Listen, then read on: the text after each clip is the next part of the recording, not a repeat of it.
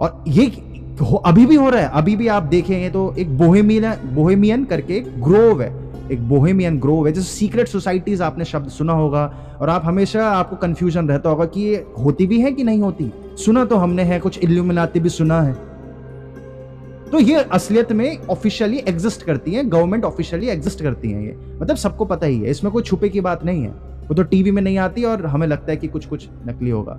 तो उसी में से एक असलियत में एग्जिस्ट करता है बोहेमियन ग्रोव। इसके मेंबर्स जॉर्ज डब्ल्यू बुश, जो बुश रहे हैं, उनके पिता जॉर्ज बुश सीनियर, जो जॉर्ज बुश के पिता वो भी प्रेसिडेंट थे यूएसए के, वो भी उसके मेंबर रहे हैं। और ये अक्सर हमेशा से होता है कि जो बोहेमियन ग्रोव, एक ग्रुप है, ग्रोव नाम से ग्रुप है, उसके मेंबर्स होते हैं तो वो प्रेसिडेंट्स ही बन जाते हैं। और आप जानकर हैरान होंगे, जो सीक्रेट सोसाइटी आप सुन रहे हैं अभी, उसमें जाना अलाउड नहीं है।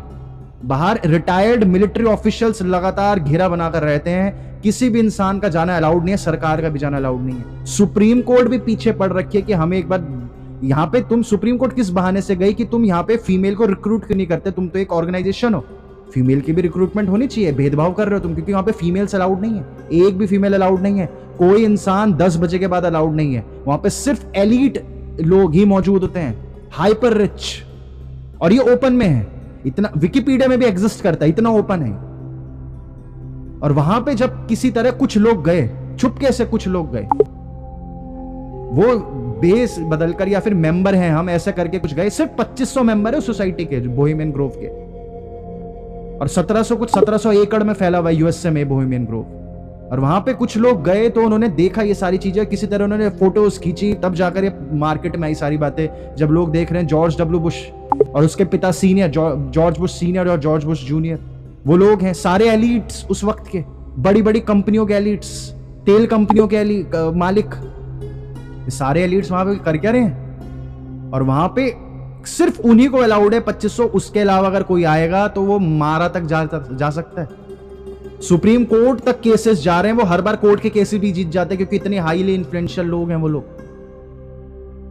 एक्स रिटायर्ड आर्मी वाले वहां का चौकीदारी कर रहे हैं। और उस बोहेमियन ग्रोव में जब वो इंसान गया, कुछ लोग जो गए उन्होंने फोटोज क्लिक करके बाहर लाए, तो उस फोटो में आप देखें कि वहां पे ऐसी ऐसी चीजें चल रही हैं जो आप लोग सैटेनिक रिचुअल्स आप सुनते हैं कि कोई इतना वायलेंट होता होगा कि बच्चे को मार के खा रहे हैं, ऐसी चीजें हैं, क्योंकि सच में होती हैं। उस रिकॉर्डिंग में स्पष्ट आया कि जो आपने मूवीज में देखा होगा कि वहां पे एक उल्लू, 30 फीट का उल्लू है, उस उल्लू के आगे वो सामने आंख, क्योंकि वो उल्लू को सेक्रेट सिंबल मानते हैं बोहेमियन ग्रुप। इंडिया में तो उल्लू को बेवकूफ बोला जाता है, वहां पे विजडम का सिंबल भी होता है, वेस्टर्न कल्चर में विजडम का सिंबल भी होता है। तो उस उल्लू के आगे वो आग जलाते हैं और वहां पे शव, एक कब्र वो लेके आए और उस में से शव निकला, ताबूत में से शव निकला और उस शव को उन्होंने जलाया। और ये सब रिकॉर्डेड है, ये आप भी इंटरनेट पर देख सकते हैं। और जब ये चीज बाहर लीक, अब इतना वायलेंट चाह रही है चीजें, अभी भी एग्जिस्ट कर रही हैं सारी चीजें। पहले तो छुप के, अगर नहीं भी औरंगजेब ने खुलेआम कर दिया तो अभी भी मौजूद हो रही हैं। दुनिया में इस स्तर तक जा रही चीजें। और वो जब शव जलकर दिखाया वीडियोस में, आगे वीडियोस में सबके सामने आया, तो फिर अब उन लोगों को कुछ जवाब तो देना था, क्योंकि वो सारे लोग वहां हैं। नासा के रिटायर्ड ऑफिशियल्स वहां जाते हैं, नासा से रिटायर्ड होके वहां चले जाते हैं बोहेमियन ग्रोव में। गवर्नमेंट तक वहां पे एक्सेस नहीं कर पाती क्योंकि ऑडियो रिकॉर्डिंग्स भी लीक हो रखी है। जब उनसे पूछा गया बोहेमियन ग्रोव से कि तुम ये क्या कर रहे हो, कि तुम जिसकी स्पीच ले रहे हो अपने बच्चों के सामने, अपने ग्रुप के सामने, जिस इंसान की स्पीच ले रहे हो वो प्रेसिडेंट बन जाता है, तुम शव जला रहे हो, ये चल क्या रहा है, तुम सैटेनिक पूजाएं क्यों कर रहे हो?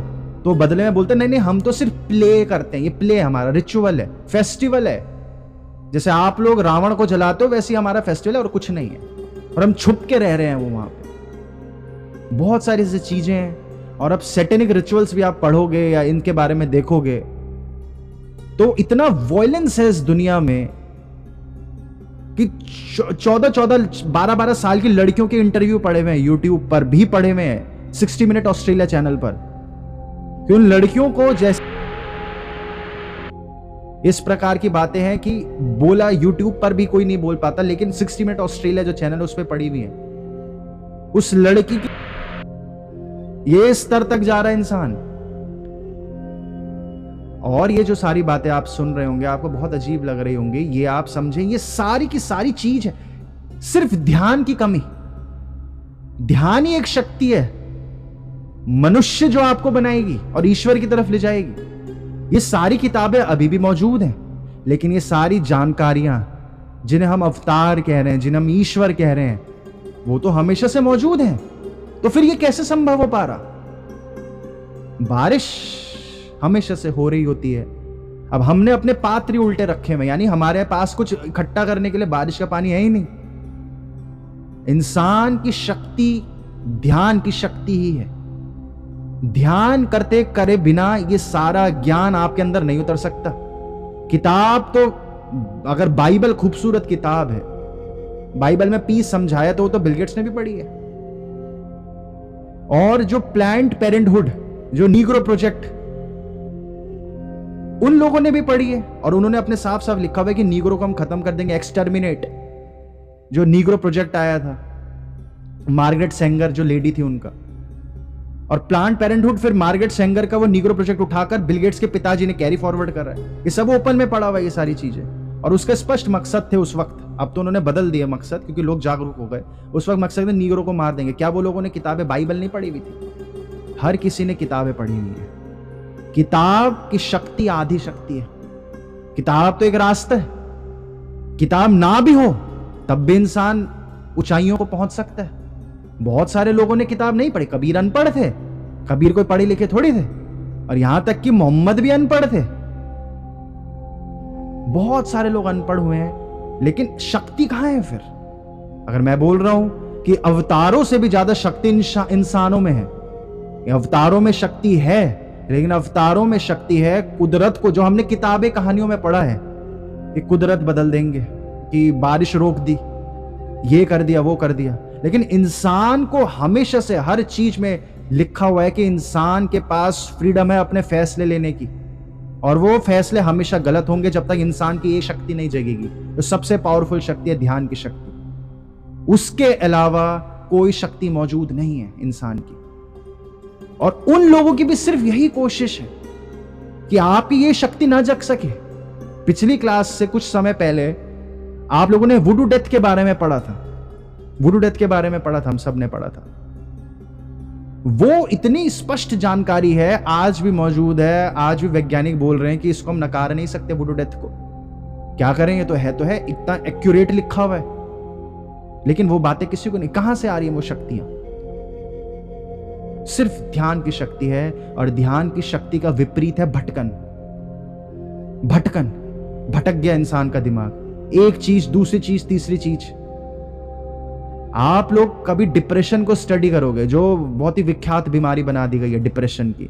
डेफिनेटली वो बीमारी है, लेकिन वो बीमारी नहीं होती, बीमारी अज्ञानता है। वो अज्ञानता है। जब इंसान बहुत ही रिलैक्स्ड वाइब्रेट करता है तो वो किसी भी चीज की गहराई पर जा सकता है।